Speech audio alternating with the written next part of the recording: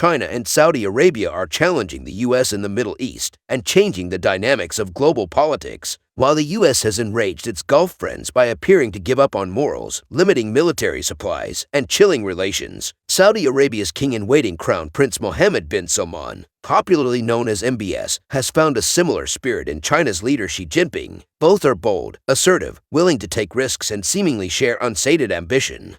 On March 10th, Saudi Arabia, Iran, and China issued a joint statement announcing an agreement to resume diplomatic relations between Saudi Arabia and Iran. It is an expected consequence of America's diplomatic limits and China's rising desire to mold the world around it. Beijing's claim that China has no selfish interest in the Middle East, but it purchases more oil from Saudi Arabia than any other country in the world. What she is in need of is energy, which is essential for the growth and stability of China's economy and to fuel its rise as a global power. His other main supplier, Russia, is at war. Its supplies therefore is a question. By diluting the tensions between Saudi and Iran, Xi is not only shoring up his energy alternatives, but also avoiding potential restrictions on his access to Gulf oil in an environment of rising conflict with the U.S.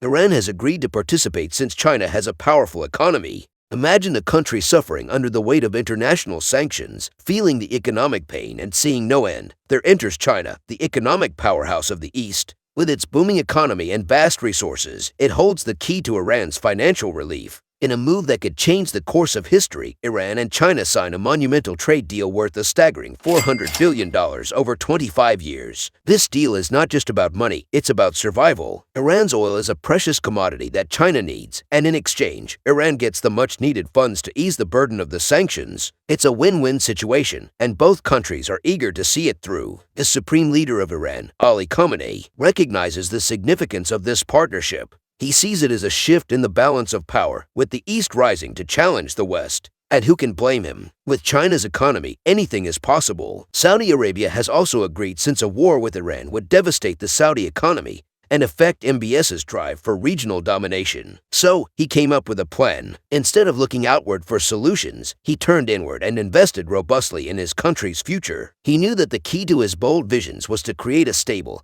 and prosperous Saudi Arabia, which would attract foreign investors and provide the necessary funds for diversification. Decreasing U.S. dominance. The United States had been trying for years to establish a foothold in the region, but its efforts had been met with frustration and failure. The wars in Iraq and Afghanistan had drained America's diplomatic capital, leaving it with little leverage to influence events in the region. Meanwhile, the Gulf states saw the conflict in Ukraine as an unnecessary and dangerous American adventure, and they were growing tired of America's flip-flopping diplomacy. Saudi Arabia, in particular, had become frustrated with America's inconsistencies. The Crown Prince, MBS, had been accused of involvement in the murder of journalist Jamal Khashoggi, and America had responded by dialing back relations. Then, just as quickly, they were calling on him to increase oil production. It was no surprise that the Saudis were less interested in hewing policy to America's needs and more focused on their own national interests.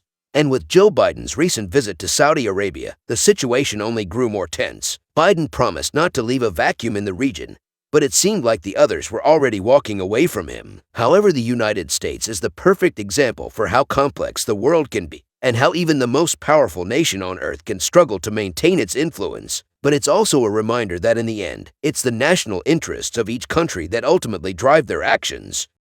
Xi Jinping's bold moves in the East. Xi was taking risks and making moves that would shake the very foundation of the Middle East and beyond. He had a taste for bold moves, like lifting pandemic restrictions in his own country that left many in shock. But his latest gamble was a whole other level of complexity, which is mediation in the Middle East. Xi saw an opportunity to act, and he seized it with both hands. The signs of this shakeup had been in plain sight for months. Xi's visit to Riyadh, the capital of Saudi Arabia, last December had stirred the waters. He was welcomed with a red carpet reception, and Saudi and Chinese officials signed deals worth tens of billions of dollars. But one particular project stood out, the Jizan Industrial Park, part of China's Belt and Road Initiative. This project heralded huge investment around the ancient Red Sea port, which was currently Saudi's third largest. The scene of a bloody civil war and proxy battle between Riyadh and Tehran since 2014, sparking what the United Nations has described as the world's worst humanitarian crisis. But since Xi's visit, episodic attacks by the Iran-backed Houthi rebels on Jizan have died down. And the plans to upscale Jizan's container handling put Saudi in greater competition with the UAE's container ports, potentially straining another regional rivalry. She had an interest in seeing both Saudi Arabia and the UAE prosper, but Saudi was by far the bigger partner with higher potential global economic heft and massive religious clout in the Islamic world. This was a roll of the dice with huge potential gains for China, but the wider implications for the regional and even global order were quantifiably bigger. Nuclear weapons raising tensions in the East. The Middle East geopolitical chess game continues, with players striving for power and influence. On one side, there are Saudi Arabia and Israel, both of which are cautious of Iran. Iran, on the other hand, is keen to assert its influence in the area. China is caught in the mid, with its own interests to safeguard. China's Gulf intervention is a bold move, but it makes sense. Beijing is keenly aware of the potential cost to its commercial interests if the region descends into war. So, it's no surprise that China is pushing for a Saudi-Iran harmonization. The Jizan project, part of China's Belt and Road Initiative, is a key example of this push. But it's not just about business, it's also about influence. The United States, for years, played the role of mediator in the Middle East, brokering the Iran nuclear deal in 2015. But that deal fell apart when former President Donald Trump withdrew from it. Now, the region is more unstable than ever, and the players are more unpredictable. Saudi Arabia, for its part, is seeking security guarantees from the U.S.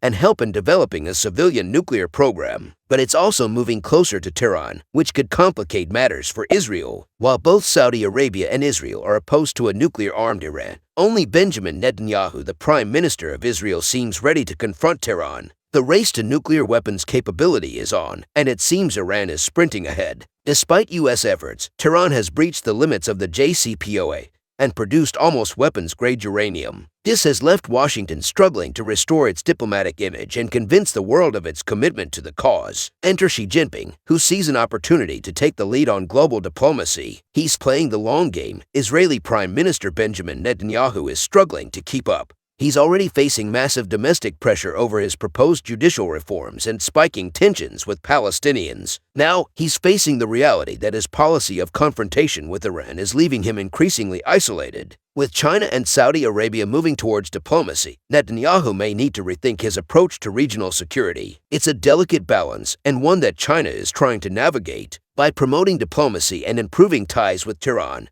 Beijing hopes to prevent further escalation in the region. The stakes are high, and the potential impact on the global order is significant. But for Xi Jinping, it's a risk worth taking. After all, he's a risk taker. In conclusion, the shifting dynamics in the Middle East have brought about unexpected alliances and raised new challenges for the world's major powers. As the U.S. struggles to regain its foothold in the region and Israel faces increasing isolation, China sees an opportunity to expand its influence through diplomatic means. By fostering a potential rapprochement between Saudi Arabia and Iran, China hopes to safeguard its commercial interests and hedge against the likelihood of a nuclear-armed Iran. The future of the Middle East remains uncertain, but one thing is clear: the region's complex geopolitical landscape will continue to shape global diplomacy for years to come. Tycoon territory.